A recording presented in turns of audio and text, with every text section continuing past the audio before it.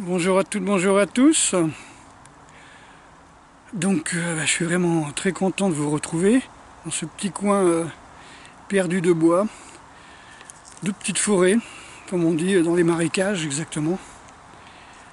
Voilà, donc j'avais quelques petites choses aussi à vous dire, en plus de partager cette saison que j'adore.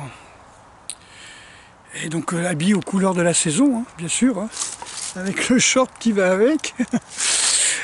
Et je tiens encore à passer tout l'hiver en short, comme l'année dernière. Je crois que j'ai mis 2 fois un pantalon cette année pour aller à des cérémonies. Voilà, donc au mois de novembre, il me semble que c'était vers le 12, il y a Thierry Amouroux, qui est le porte-parole des syndicats nationaux des professionnels de la santé, qui avait dit que depuis le dernier confinement, le gouvernement avait continué à fermer des lits, y compris des lits de réanimation. Et les médias vous montrent encore et encore, ces sacrés médias, on va en parler, vous montrent non-stop des services de réanimation qui sont sursaturés. Bien sûr, ils ne vous montrent pas les fermetures de services, hein, comme j'en avais parlé. Des hôpitaux, les services d'urgence des hôpitaux, les services de réanimation des hôpitaux qui sont fermés. Ils ne montrent pas les services des cliniques privées qui sont complètement vides. Voilà. Malgré les, je crois, 5000 lits ou 9000 lits, je ne sais plus qu'avait promis Macron. Voilà. Donc, encore une fois, on nous montre, on joue avec les images, on nous montre des services de réanimation qui sont complètement surchargés, le manque de personnel, et là ils vont prendre des étudiants qui vont payer 1 € de l'heure pour faire le boulot. Bon, enfin ça, voilà. Mais à la fin du premier confinement, j'ai cru entendre un président de la République qui a dit, il me semble, nous avons compris la leçon, nous allons rouvrir des lits. Bon. Je ne sais pas si c'est 5000 ou 50 000 qu'il avait dit, mais enfin, les lits on continue à être enlevés, fermer les services de réanimation et tout ça. Bon, ça c'est pas moi qui le dis, c'est Thierry Amouroux, qui est le porte-parole du syndicat national des professionnels de la santé. Voilà. Voilà. Et depuis le 1er mars, il y a eu 15 469 morts. Donc les 400 000 morts supplémentaires, on sait pas, qui sont promis par Macron, on ne sait pas d'où ils sortent. 400 000 morts si on ne change rien. Alors il y a un médecin qui a dit qu'il faudrait plus de 100 millions de Français qui soient malades pour qu'on ait le chiffre de 400 000 morts vu le taux de létalité du truc.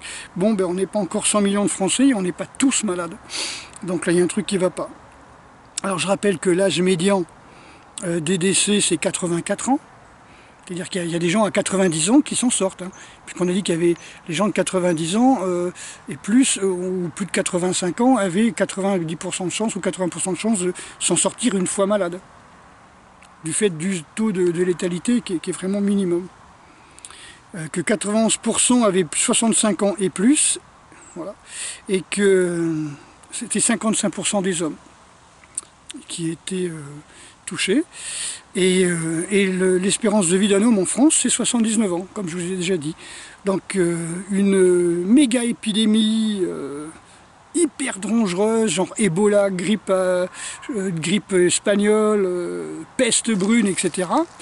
Enfin peste, qui nous est annoncée, hein, vous savez, qui tue les femmes, les enfants, les animaux et tout ça. Mais en fin de compte, ça tue des gens de plus de 84 ans, on va dire, en grande moyenne. Alors que la survie d'un homme en France, c'est 79 ans. Il y a un truc qui ne va pas. C'est-à-dire vous avez un virus qui, en fin de compte, ne tue que les gens qui font du rab. Du genre, eh oh, tu devrais être mort, toi. Allez hop. C'est prendre les gens pour des cons. C'est vraiment prendre les gens pour des cons. Soi-disant qu'il y aurait un mort toutes les 4 minutes du Covid. Mais c'est pas possible, calculer, ça fait je sais pas combien de minutes tous les 4 minutes. C'est énorme, j'ai pas calculé, j'aurais dû, mais calculer, un mort toutes les 4 minutes. C'est faux, il y a 200 morts, par la clope tous les jours, oui, mais le Covid, non. Donc j'ai vu aussi les gens qui ont critiqué là, le reportage, vous savez, Hold Up, qui donne pas trop de solutions. Moi j'ai mis un reportage là qui est assez important sur ma page Facebook là. Je ne vais pas y toucher pendant un petit moment pour que tout le monde puisse y avoir accès, ou je vous le mettrai si vous voulez, qui lui donne des solutions, hein, qui donne des solutions. Mais bon, vous savez, on a parlé de boycott et de boycott, c'est-à-dire que le boycott, c'est vous qui boycottez par vos achats. Tout simplement, arrêtez de surconsommer. Arrêtez de regarder les pubs et de dire j'achète, j'achète, j'achète, j'achète. C'est ça surtout qui va vous flinguer. Vous allez vous faire choper, quoi. Donc ceux qui critiquent le hold-up, hein, donc LCI, CB News, je sais pas quoi, CS News, Libération, même si on sévit, hein, c'est fantastique. Il y a même un, je sais pas lequel, qui dit qu'ils sont antisémites. Bah oui, il fallait le dire. Alors c'est antisémite parce que vous avez une intervenante qui parle d'un holocauste, hein, que les riches veulent faire un holocauste des pauvres. Bon, on dit c'est pas moi qui dis que le plan c'est de faire 500 000 personnes de toute la population du monde. Bon, c'est pas grave. C'est sur les George Aston, vous savez, réduire la population à 500 000 personnes. En fait, dire ça, c'est dingue. En fin de compte, tous ceux qui critiquent le gouvernement, en fin de compte, sont antisémites. Vous savez, c'est un petit peu ça, quoi. C'est comme on disait quand Dieudonné critiquait, on va dire, le monde artistique, le monde médiatique, en disant... voilà, donc il était antisémite, parce qu'il disait qu'il y avait une majorité de gens sémites dans ce milieu-là. Donc on a dit, il est antisémite. C'est comme si on me dit que je suis raciste, parce que je vais dire, j'aime pas le jazz. Voilà. J'aime le jazz, hein. Mais voilà, c'est on dit, oh, lui, il n'aime pas le jazz, donc il est raciste. Ah, celui-là, il n'aime pas les artistes, il n'aime pas les comiques, donc il est antisémite. Il n'aime pas les acteurs, donc il est antisémite. Il n'aime pas le cinéma français, donc il est antisémite. Ben voilà, vous n'aimez pas le gouvernement, donc vous êtes antisémite. Vous savez, c'est le point Goldwyn maintenant. Voilà. Donc en fin de compte, je pense qu'il faut arrêter d'avoir peur, hein, comme j'avais déjà expliqué, avoir peur des carences. Hein. Je connais personne qui est en carence en France. Hein. On meurt de trop bouffer. Hein. N'oubliez pas que le Covid qui est la goutte d'eau qui fait déborder le vase. Hein. C'est-à-dire c'est le petit truc qui va tuer ceux qui ont plusieurs cancers, ceux qui sont obèses, ceux qui sont diabétiques et ceux qui ont fumé toute leur vie. Donc c'est pas un hasard, quoi, je veux dire. Si déjà ces gens-là, ils arrivent à 84 ans, c'est déjà presque une erreur, quoi. Se gaver de sucreries, se gaver de pâtes, de nouilles, d'alcool, de cigarettes, choper toutes les maladies que ça va induire, un tel comportement, et être encore en vie en 84 ans, c'est déjà un miracle. Hein. Ça veut dire que les parents avaient une bonne constitution. Hein. Bon. Donc le Covid, il arrive, il tue ça. Comme le sida arrive, il tue ça. Comme la grippe, il arrive, il tue ça. C'est-à-dire, il tue les gens qui ont ces maladies-là. What else? Je veux dire... moi, je trouve ça déjà logique que le gars qui passe sa vie à bouffer des nouilles, à bouffer des saloperies de supermarché et de boire de l'alcool tous les jours... à table à l'apéro, fumer 2 paquets, 4 paquets par jour, déjà s'il arrive à 84 ans, je trouve ça déjà ultra miraculeux. Ça voudrait dire qu'on est fait pour vivre jusqu'à 130 ans, comme disaient les biologistes dans les années 50. Hein. On est fait pour vivre jusqu'à 120, 130 ans. Hein. Mais bon, faut s'y préparer à l'âge de 14 ans, c'est-à-dire faut arrêter de bouffer de la merde et pas se mettre à boire et à fumer, quoi. Alors les gens disent oui, mais tu te prives de plaisir. sais pas si vous avez déjà vu un alcoolique en fin de vie ou un fumeur à qui on enlève la langue, les cordes vocales, on fait un trou dans la gorge, il parle avec un micro, avec sa femme qui se promène avec les bouteilles à oxygène et le petit truc dans le nez parce qu'elle a subi ça toute sa vie, elle fait de la BPCO. C'est pas vraiment un plaisir, hein, je veux dire. Vous avez des plaisirs qui coûtent très cher. Hein, j'ai vu une artiste, je sais pas si c'est la Blanche Gardin qui disait ça, en parlant au moment où elle fait l'amour, où l'homme va éjaculer, et puis elle regarde dans les yeux comme ça, puis elle voit que le gars il commence à partir, et elle dit à ce moment-là, je tiens sa vie entre les mains, comme ça, je tiens sa vie entre les mains. Ah ouais, elle prend pas la pilule et qu'elle dit rien, elle tient la vie du mec par les couilles, si je puis dire. Et c'est exactement ça. Combien sont mariés à regret après avoir fait une grossesse non désirée, voilà. Engendrer une grossesse non désirée. Donc arrêtez d'avoir peur, arrêtez de vivre dans la peur. J'ai jamais vu personne avoir des carences. Alors vous avez vous allez faire je sais pas moi, du psoriasis parce que vous avez une carence en vitamine je sais pas quoi. Oui, ben non, mettez-vous au soleil, arrêtez de stresser.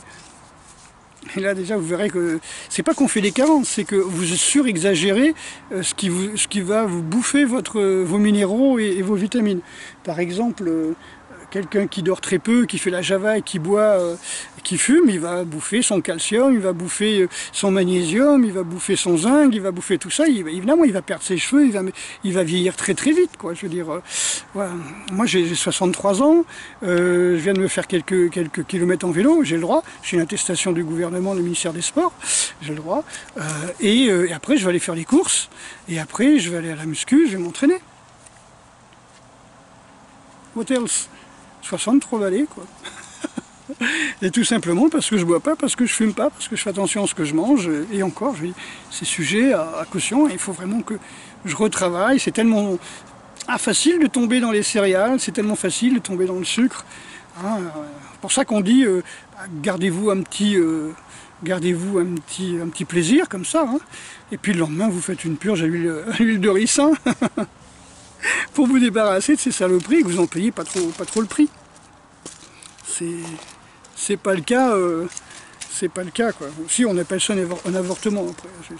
Vous voulez vous débarrasser à tout prix d'un excès de plaisir. Voilà. Donc regardez ce soleil, soyons sérieux, soyons calmes, soyons zen, soyons sereins. Vous voyez, moi j'aime bien quand je vais dans la nature m'habiller couleur nature. Ici, voilà. Et j'aime bien aller en ville aussi, assez coloré. J'ai pas envie de faire peur. Vous voyez, il y a beaucoup de gens qui, par exemple, ils pratiquent des arts martiaux parce qu'ils ont peur. Alors, ils font des trucs, des sports de combat où on crie, où on tape des coups de poing, tout ça, pour faire peur aux autres. Et Mikhail Ryabko, dans Systema, qui lui est un vrai art martial, puisque c'est fait pour les soldats, disait bien qu'il n'a jamais vu un sniper faire la grimace ou avoir de la haine envers son ennemi. Et quand j'écoute les discours, hein, j'ai écouté les confessions, on va dire, des derniers poilus là, pendant plusieurs jours, c'est très puissant, hein, je vous conseille, hein, c'est très humain. Et à aucun moment il disait qu'il haïssait les Allemands. Il disait ouais, on les aimait pas, mais bon, vous savez que germain ça veut dire cousin en gaulois, hein, germanos, voilà. Je ne sais pas si c'est Strabon qui avait déterminé le mot germain, hein, ou germanos, c'est-à-dire qu'il a demandé à des gens qui étaient d'un côté du Rhin comment on appelle les gens qui sont de l'autre côté du Rhin, et le gaulois a dit germanos, c'est-à-dire que ce sont nos cousins. Germanos en celte, ça veut dire les cousins.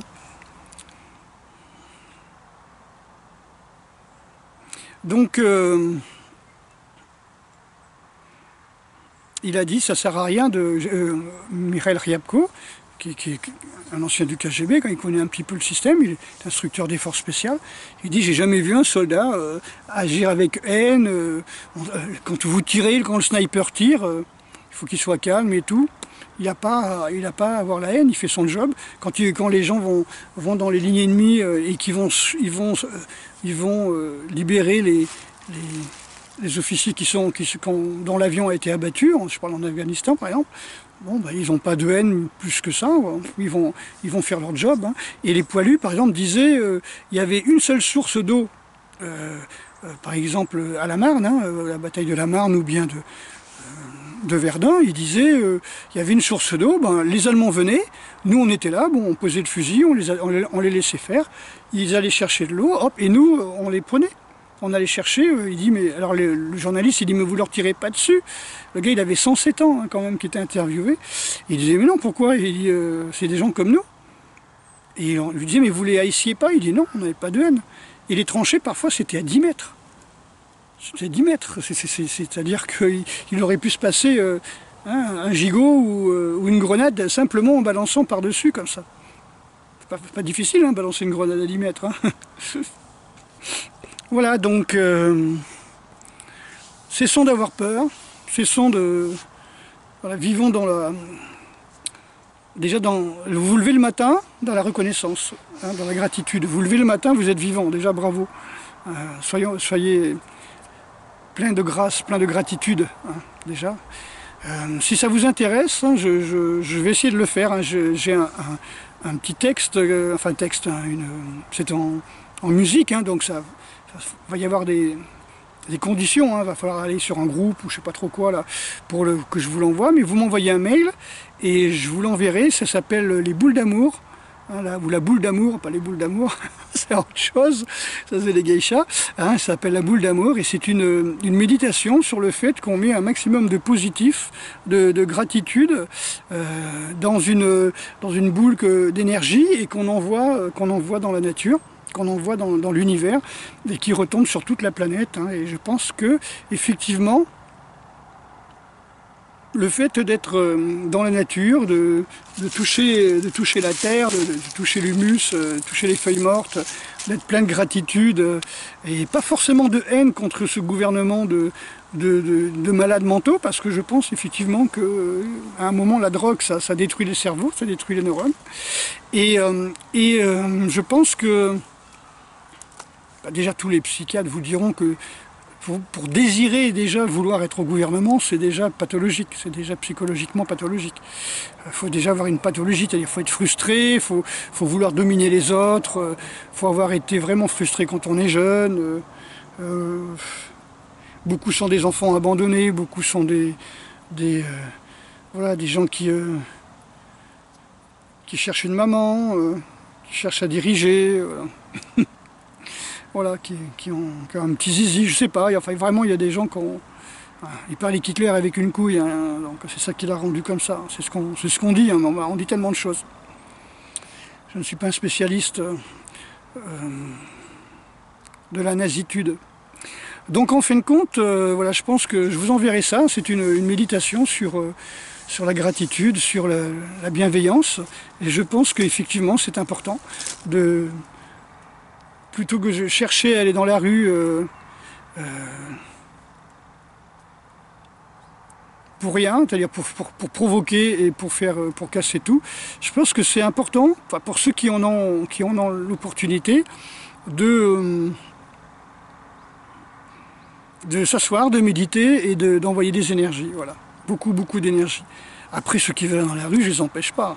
Les moments qu'ils y vont en paix, qu'ils y vont désarmés et qu'ils y vont pas pour couper des têtes. Voilà.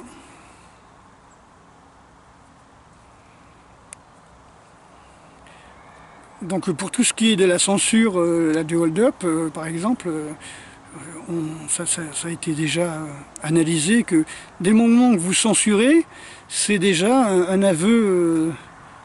c'est déjà un aveu, vous avez perdu quoi. Quelqu'un qui censure, c'est quelqu'un qui a perdu. C'est comme quelqu'un qui se met à devenir violent, ou c'est quelqu'un qui se met à, comment dire, à insulter. Vous voyez, donc comme je dis, les gens qui m'insultent, c'est des gens qui ont peur et qui ont vu leur vrai visage révélé par mes vidéos. C'est-à-dire, je dis aux gens, ben voilà, n'attendez rien des autres, soyez actifs, méditez, méditez pour la paix. faites quelque chose, mais ne restez pas là à attendre que les autres vous sauvent. Attendez pas que les ovnis viennent ou que quelqu'un vienne sur Terre pour vous sauver. Sauvez-vous par votre pensée positive, d'accord? En attirant la positivité sur votre destin, on va dire. C'est votre vie, c'est vous qui la contrôlez, hein. Vous êtes maître en votre royaume, hein. Donc, comme disait Jacqueline Bousquet, vous êtes maître en votre royaume. Donc soyez maître de votre vie, hein, arrêtez de vous plaindre, dans le sens où si vous ne faites rien, rien ne se fera.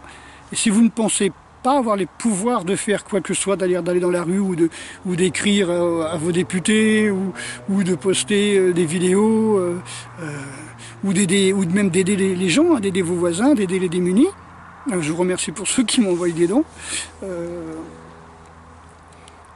Eh bien, méditez et visualisez, hein, pour faire une sorte de phénomène d'attraction, hein, les énergies positives. D'accord? Méditez sur les énergies positives.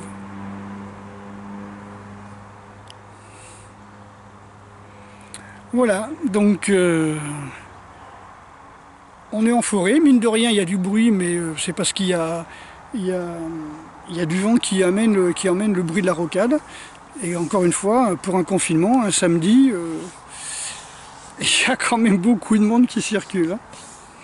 Allez, soyez positifs, et je vais essayer un maximum de faire des vidéos positives, et comme par exemple Michel Dogna avait déjà fait cette cassette que j'avais achetée à l'époque, hein, et qui est maintenant, on peut le trouver sur MP4, si je peux vous envoyer le MP3 ou MP4, ça me ferait plaisir. Vous envoyez un mail à l'adresse qui sera en dessous, hein. Vous savez, il y a marqué plus. Vous savez, dans la description de la vidéo, hein, cliquez sur plus, un truc comme ça, je sais pas comment c'est, il me semble que c'est plus qui a marqué. Et vous avez l'adresse du club, hein, c'est l'adresse où on fait des dons, vous savez aussi, par Paypal, ou oui c'est ça, par Paypal. C'est la même adresse, hein. Et donc, mais vous inquiétez pas, quand vous allez m'écrire, vous n'allez pas donner des dons, hein. Ça vous empêche pas de donner des dons, de faire des dons. Hein, alors, ceux qui font des dons, je vous adore. Mais les dons, c'est pas le prix d'une consultation. Et quand vous donnez 50 €, faut pas après m'écrire tous les 2 jours pour me demander des conseils de diététique, des conseils d'entraînement. Moi, ça me fait plaisir. Mais si tout le monde fait ça, vous imaginez, si vous avez 30 personnes qui font un don de 50 € et qui par la suite, habilement, si vous voulez, gentiment, s'attendent à ou exigent que je leur donne des programmes diététiques, des machins comme ça. Non, ça c'est un boulot, hein, c'est un travail. Et trouver des coachs qui vous donnent un an de programme muscu et diététique pour 50 €, ça n'existe pas. Hein, donc ne confondez pas un don et une prestation de service. Hein. Dans ce cas-là, vous annulez le don, c'est plus un don. L'avantage du don, c'est que vous faites du bon karma. L'avantage du don, c'est que vous donnez, c'est par exemple, quand on a fait la méditation, quand on fait Zazen, vous avez toute une cérémonie dans le Soto Zen, dans le Zen Soto si vous préférez, qui s'appelle la cérémonie des dédicaces, où on va dédicacer, on va dire, les bienfaits de la méditation, c'est-à-dire le calme, la relaxation, l'énergétisation, enfin tout ce que vous voulez, point de vue physiologique, point de vue psychologique. On va pas le garder pour soi, on va le dédicacer, c'est-à-dire le donner à ceux qui sont mal, à ceux qui sont dans le besoin, au Bouddha passé, présent et futur, c'est-à-dire aux futurs illuminés, on va dire. Donc, il y a quelque chose d'énormément bénéfique pour votre karma, pour vous, quand vous faites un don. Mais si vous réclamez quelque chose, en échange, c'est pas un don. Si je vous dis, ceux qui donnent un don de plus de 30 € auront droit à une vidéo, auront droit à un MP3, un truc comme ça, d'accord, il n'y a pas de problème. Mais c'est pas une vente. Voilà, je sais que vous le savez, mais voilà, il y a 2-3 personnes, j'ai l'impression, qui s'imaginent. Ça me fait toujours plaisir de donner des conseils. Voilà. C'est mon métier, mais j'en vis pas. Voilà. c'est mon métier, mais j'ai pas fait de cabinet, j'ai pas voulu faire ça, alors que j'ai les diplômes, j'ai la formation, j'ai l'expérience, mais pour le moment, voilà, tant que j'ai pas le couteau sous la gorge, je ne fais pas un cabinet où je reçois des gens, etc.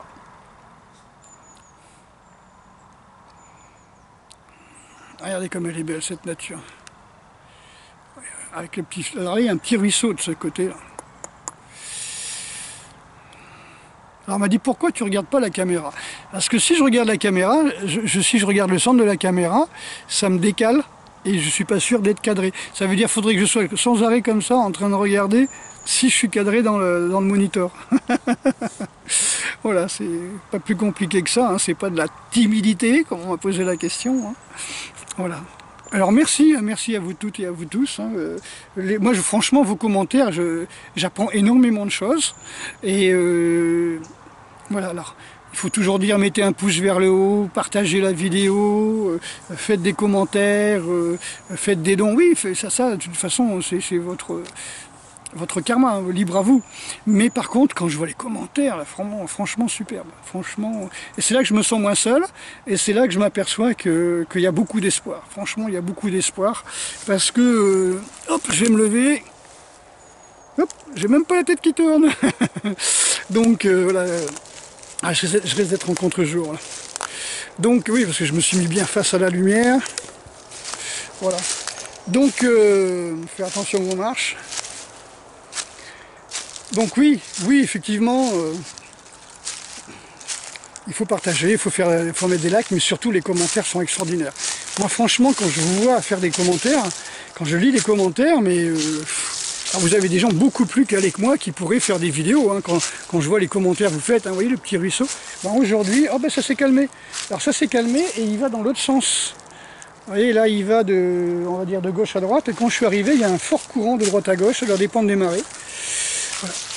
Donc voilà, donc il y a des gens qui sont très calés, hein, qui font des commentaires. Alors je sais pas si c'est leur métier, je sais pas si c'est leur activité principale, mais voilà, mon point de vue études, hein, moi j'ai juste une licence TAPS et un BEP de métallier, de CFP de commercial et de plombier chauffagiste. Hein. Vous savez, je suis pas quelqu'un d'extraordinaire. Hein. J'ai fait beaucoup d'études, même si je parle plusieurs langues.